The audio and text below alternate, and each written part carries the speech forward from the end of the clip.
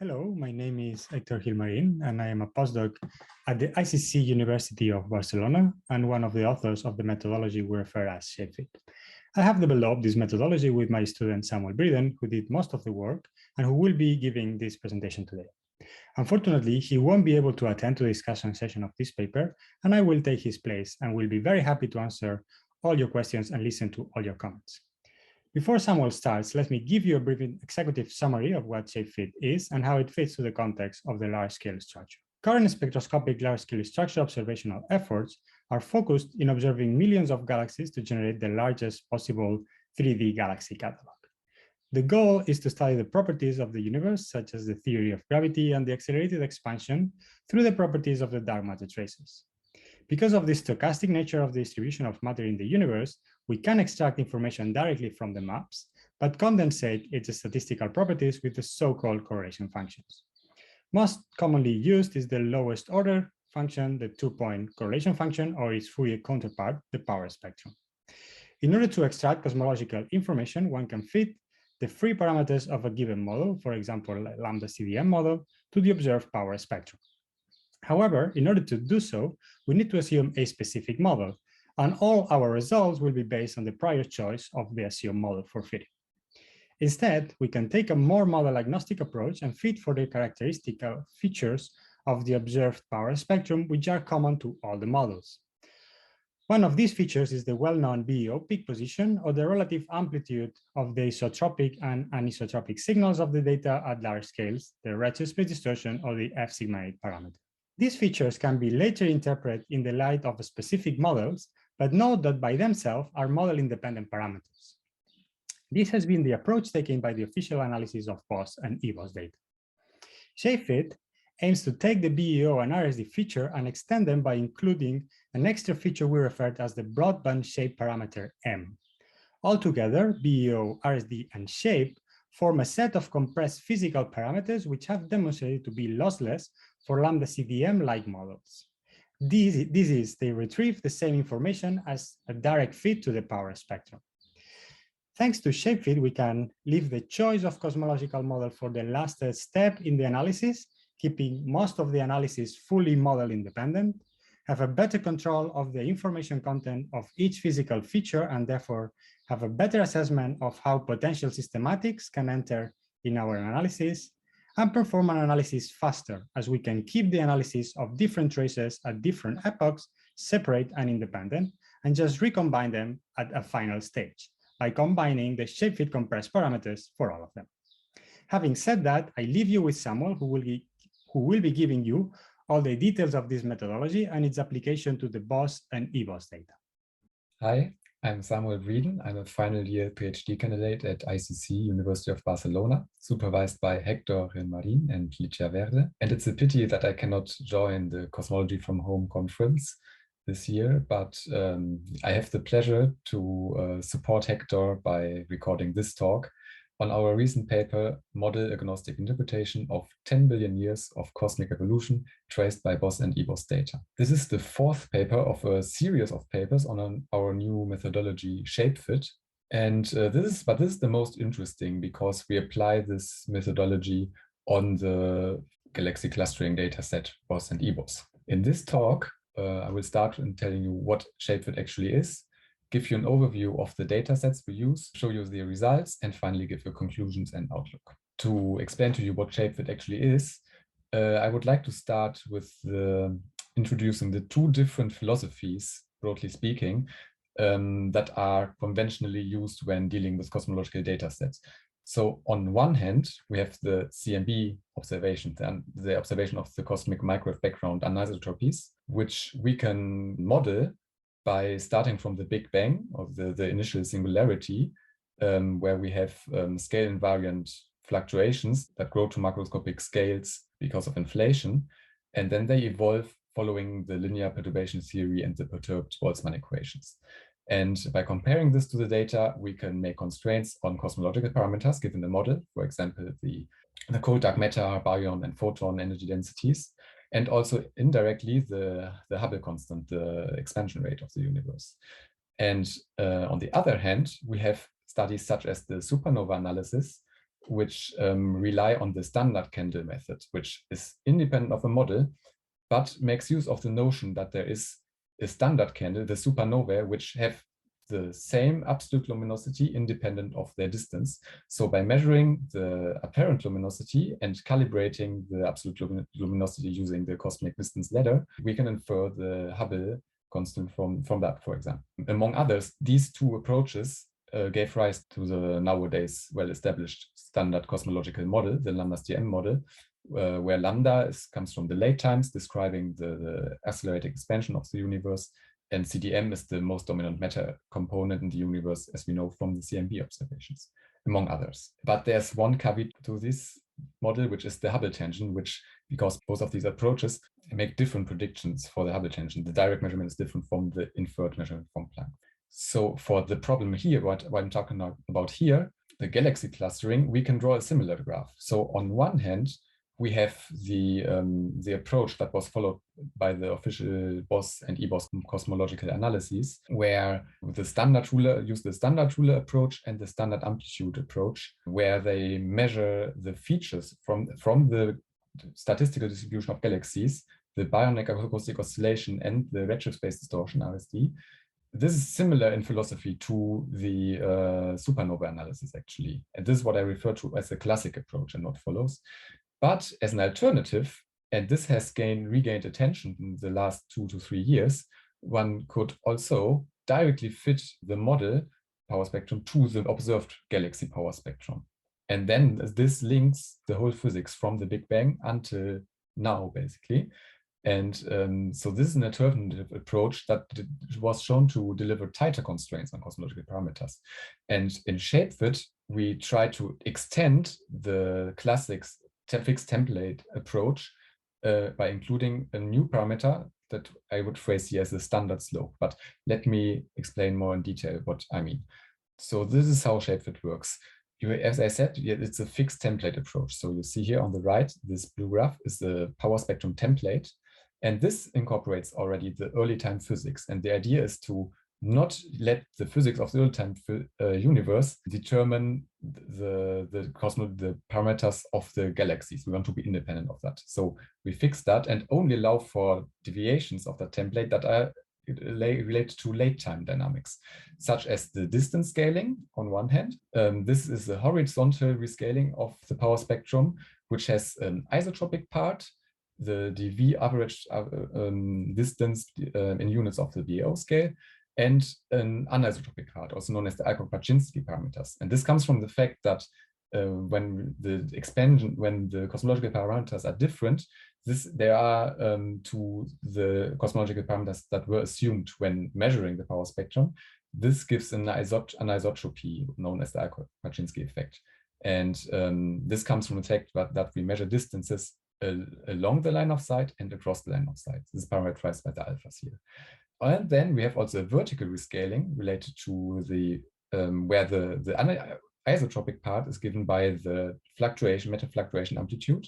And we have also an anisotropic part parameterized by the growth rate of structures coming from the redshift space distortions. And with ShapeFit, we basically add to that the shape of the power spectrum, which is like the tilt or the slope, and we call that M. And we have shown in one of our previous papers that just by including this additional degree of freedom, by including this feature, we can explain the missing information of this classic approach, the green, with respect to what is here in gray. And so if we also include the slope here, the red line, we can reproduce that result. In this paper, we are applying this methodology to the following data set. So we choose 3 redshift bins of the luminous red galaxies from BOSS and eBOSS and the eBOSS quasars.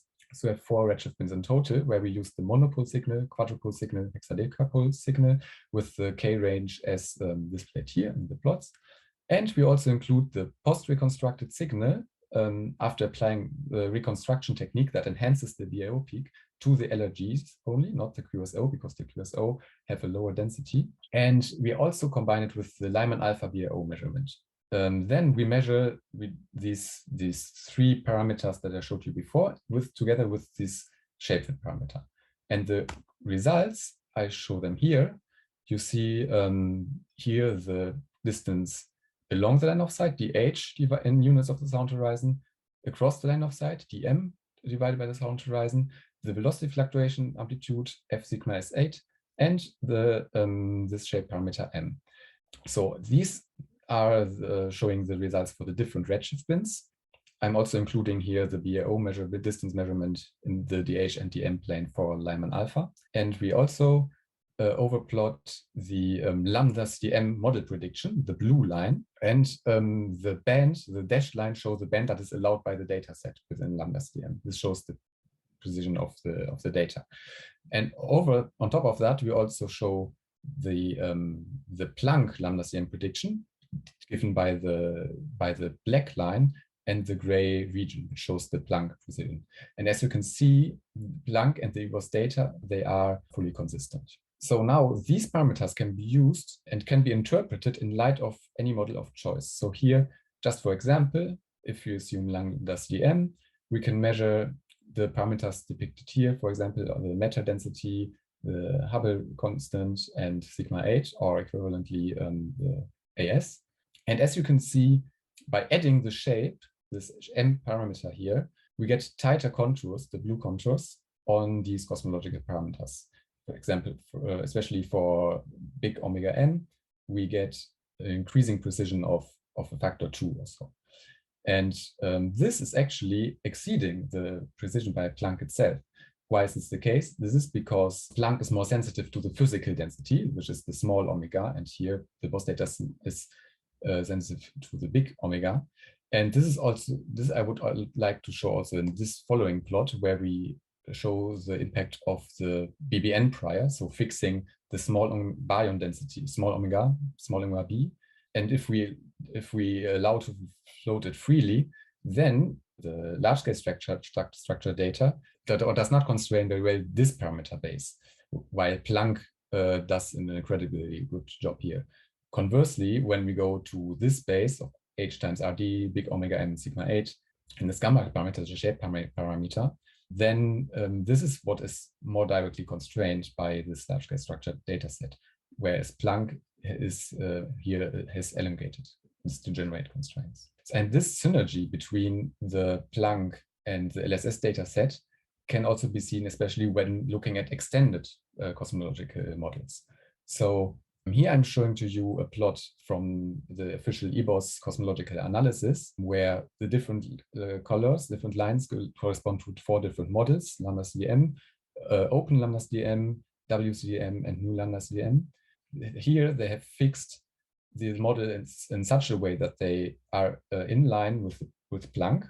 So but these specific models that parameters for the models that they choose are in agreement with Planck, but in heavy disagreement with the data set, to show the synergy of this large-scale structure data set as what it adds to Planck. So in our paper, we did a similar plot, but we turned it around somehow. So instead of fitting Planck very well, we fit these parameters, these classic parameters, the alphas and f sigma 8. We fit the parameters such that they fit this data point very well, but in turn they are not in agreement anymore with the shape that we also measure in ShapeFit. So, and this shows that the shape helps a lot when constraining models without using Planck. So if we do not use Planck now, by adding the shape, we can get a constraint on we can get an upper limit on the neutrino mass sum, where we have find a higher bound of 0.4 electron volt for the neutrino mass sum, which is unconstrained if the shape is not considered and only large-scale structure data is considered without Planck. I would also like to highlight that we have tested this ShapeFit methodology on high precision MOCs. In a previous paper, we participated in the blind PK challenge, which has a very large effective volume of 566 gigapascal of H⁻3. So this is much larger than the BOSS volume, for example, but also will be 10 times larger than the volume measured by DESI. And as you can see here, even for that volume, we recover the cosmological parameters within lambda CDM with high precision. So let me conclude. The BAO plus RSD plus shape analysis of BOSS and eBOSS delivers the tightest constraints on Euler matter to date, and the ShapeFit compressed variables can constrain also model extensions without the need for a combination of Planck. So, for example, with respect to the classic BAO plus RSD analysis, ShapeFit delivers 2 times more constraining power for all the samples combined, beyond ΛCDM up to 5 times more constraining power. But for the models considered here, at least, we find identical constraining power when combining Planck with these compressed variables, because the shape does not deliver not much information yet beyond Planck. And everything you need to compare your favorite model to eBOSS and BOSS data, you find it in Appendix E of the paper, where we show the covariance matrix of the compressed variables and their mean parameters. And to give you also an outlook, for DESI, I think one can say that the BAO and RSD remain the most important observables, also because these are the most synergetic with Planck. But measuring the shape in this model-independent way is still interesting for a number of reasons. First of all, it's just, without interpreting the shape, just allowing it to be free is a natural way to get rid of the template dependence of BAO and RSD measurements. So this is already a good advancement. And then it's also, as there's one section in our paper on systematic effects, long section, which by including a shape, one can really quantify what is the effect of systematics on the large scale slope of the power spectrum. So that's also important. And as we have shown in one of the in the letter, it could also hint towards new physics, because if there you find deviation of the shape with redshift, or it could hint that there might be something in the data, or there might be some exotic physics that we have not accounted for yet, such as primary non-Gaussianities, for example. And one work that is now in preparation is to use the shape to measure this parameter alone to measure the Hubble constant independent from the standard ruler, and have another independent probe of the cosmic acceleration. Going back to the picture that I showed to you in the beginning, with this project, we really try to connect ShapeFit to shed more light on this Hubble tension. Thank you for listening to the talk, and have a nice meeting. Bye-bye.